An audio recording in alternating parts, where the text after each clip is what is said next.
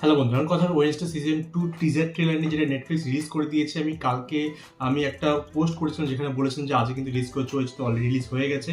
তো আমার টিজার ট্রেলারটা বেশ ভালো লাগলো। সিজন 1 যেটা ছিল ওয়েডনেসডে, সেটা সুপার হিট হয়েছিল, কেউ ভাবতেও পারেনি সেরকম হিট হয়েছিল। নেটফ্লিক্স যদি বলো, ফার্স্ট কথা আমার স্ট্রেঞ্জার থিংস, ঠিক আছে, স্ট্রেঞ্জার থিংস ওদের one of the biggest hit ছিল। তারপরে কি আসলো ওয়েডনেসডে, আর তার সঙ্গে কি আসলো প্যান্ডেমিকের টাইমে, সেটা হচ্ছে স্কুইড গেম।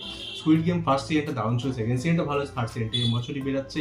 এই বছর তিনটেই বেরোচ্ছে ওদের, মানে বিগেস্ট যে শোগুলো আছে ওয়েডনেসডে, স্ট্রেঞ্জার থিংস আর হচ্ছে স্কুইড গেম, তিনটেই এবছর বেরাচ্ছে। তো তার মধ্যে ওয়েডনেসডে চলে এসছে টিজার ট্রেলার। এবার একটা জিনিস আমি কিন্তু বলে দিই, যাদের মনে নেই ওয়েডনেসডে কি হয়েছিল। ওয়েডনেসডে একটু ডিফারেন্ট টাইপের শো, যেটা তুমি হগওয়ার্টস মনে থাকে, যে হ্যারি পটার মনে থাকে, তো ওইটা যেরকম লেগেছিল এটা কাইন্ড অফ সেরকম আর একটু ডার্ক টুইস্ট আছে, ঠিক আছে। যারা ওয়েডনেসডে যে অ্যাডাম ফ্যামিলি নিয়ে শো হতো সেগুলো আগে যদি দেখে থাকো তারা জানবে, যারা না দেখে থাকো টাইম এখনো আছে। তো এই সেকেন্ড সিজন রিলিজ তো অনেকটা দিকে আগস্ট 6 থেকে ফার্স্ট পার্টটা বেরাবে, আর ওটা সেকেন্ড পার্ট বেরাবে 3 সেপ্টেম্বর। এবার পার্টটা কিছুই না, আগে ওরা একবারে বান্ডেলে ড্রপ করতো নেটফ্লিক্স সবকিছু, ঠিক আছে, যত 10টা হোক 8টা হোক 7টা হোক এপিসোড একসঙ্গে নিত, সেটা করে বেঞ্চ না করে ওটাকে দুটো পার্টে ডিভাইড করছে, 3টে বা 4টে করে এপিসোড, এবং ডিফারেন্ট টাইমে ওরা ড্রপ করছে, যাতে এটার যে বাজটা আছে এটা উপরে যায়। জেনারেলি বাকি সব স্ট্রিমিং সার্ভিসটা কি করে, প্রত্যেকটা এপিসোড একটা করে উইকলি ছাড়ে, বাট যেহেতু নেটফ্লিক্স ওদের প্রথম থেকেই বান্ডেল দেওয়ার অভ্যাস আছে, যে একবারে বিঞ্জ দেবে, সব একবারে দিয়ে দেবে, তো সেটাই করতো। বাট এখন একটু ডিফারেন্ট কিছু ট্রাই করো, তাই পার্টে ছাড়ছে, ঠিক আছে, 4টে করে এপিসোড করে ছাড়ছে।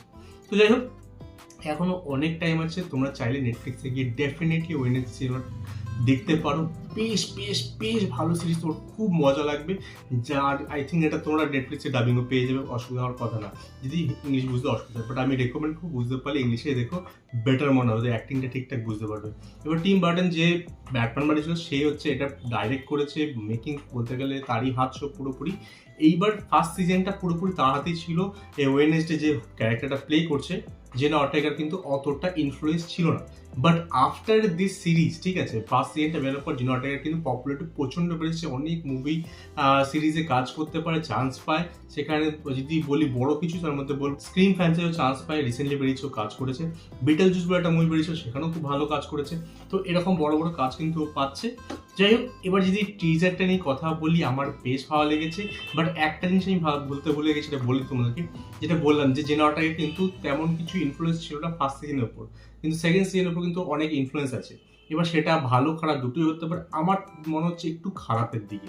কেন কেন হচ্ছে, ফার্স্ট সিজনটাতে কিন্তু একটা বড় ট্রোপ ছিল, হচ্ছে লাভ ট্রায়াঙ্গেল, ঠিক আছে, ওখানে যেটা লাভ ট্রায়াঙ্গেল তৈরি হয়েছিল, সেটা কিন্তু বড় ট্রোপ ছিল। যে কোনো স্কুল ড্রামা যে দেখাতে হয়, সেখানে প্রেম ভালোবাসা অবস্থিন থাকি, আর তাই জন্য আই থিঙ্ক টিনেজারদের মধ্যে এইটা খুব বেশি পপুলার হয়েছিল।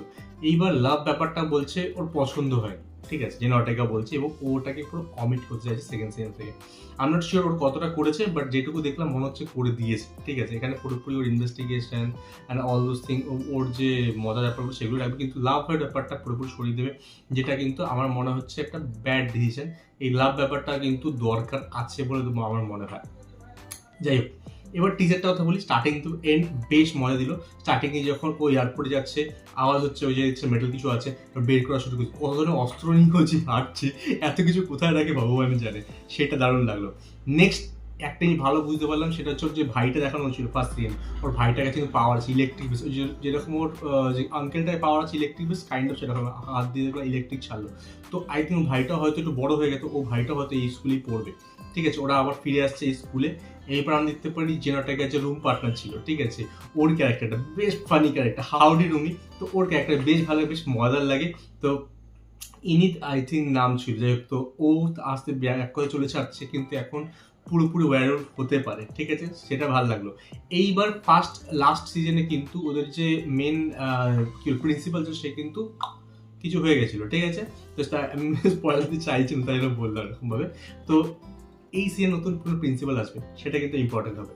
এইবার বাকি কথা যদি বলি, আমাদের পিছনে এপিসোড থেকে, মানে পিছন আগে যে সিজন ছিল, সেই সিজন থেকে কিন্তু আমরা যে ওখানে ভিলেনটা ছিল, সে কিন্তু ব্যাক করছে, দেখালো আমাদেরকে মানুষ অবতারে এবং এবং যে জানোয়ার অবতারে, ঠিক আছে, মানে একটা হিংস্র পশু টাইপের অবতারে, সেটাও কিন্তু আমরা দেখতে পেলাম।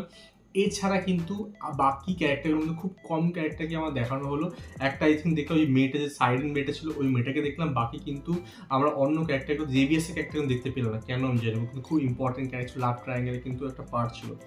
এছাড়া ওর মা বাবাকে দেখানো হলো, তারা তো দারুণ অ্যাক্টিং করে, তো তাদেরকে দেখলাম, ভাল লাগছে তাদেরকে দেখে। স্পেশালি ওর মায়ের ক্যারেক্টারটা না আই থিঙ্ক খুব ইম্পর্টেন্ট হবে এই সিজনে, সেটাও দেখে ভালো লাগলো। এবং অল ইন অল যে ফান ব্যাপারটা, মজা ব্যাপারটা, সেটা কাইন্ড অফ কন্টিনিউ করছে। কিন্তু এখানে একটা ব্যাপার যেটা হচ্ছে, কাহিনী সম্পর্কে কিন্তু বুঝতে দিল না কিছুই, বিকজ এটা টিজার, অনেক দেরি আছে, আগস্ট মাস এখনো অনেক দেরি। সো অনেকটা টাইম আছে আমাদের রিলিজ হতে, তো ট্রেলার আই থিঙ্ক আর 2-1 মাসের মধ্যে আবার আসবে। সো আমাদেরকে টাইম আছে এগুলো বোঝার জন্য, বাট আমি যেটুকু দেখলাম বেশ ভালোই লাগলো। ফান ব্যাপারটাকে কন্টিনিউ রাখে, আই থিঙ্ক এটা মজা দেয়। প্রত্যেকটা এপিসোড মজা ছিল, ইনভেস্টিগেশন চলছে, মার্ডার আছে, বাট এই যে মার্ডারের ট্রোপটা অনেক সিরিজ কিন্তু এরকম বানিয়েছে, যে মার্ডার হচ্ছে মেন ক্যারেক্টার, মার্ডারের রিজন কে মার্ডারার সে খুঁজে পাওয়ার চেষ্টা করছে। এই জিনিসটা কিন্তু বোরিং হয়ে যায় একটা পয়েন্টের পরে, বাট সেটাকে ইন্টারেস্টিং রাখার জন্য ভালো রাইটিং, ভালো ডাইরেক্টিং, ভালো পারফরমেন্স কিন্তু খুবই ইম্পর্টেন্ট। সাউন্ড এখানে খুব ভালো লাগলো, অ্যাক্টিং আমি শিওর ভালো হবে, ডাইরেক্টিং টিম বার্টন ভালো করে, বাট রাইটিং কেমন হচ্ছে সেটা কিন্তু খুব ইম্পর্টেন্ট বিষয় হবে। লাস্ট সিজনটা আমার দারুণ লেগেছিল, হোপফুলি এই সিজনটা আমাদের সেরকমই মজা দেবে।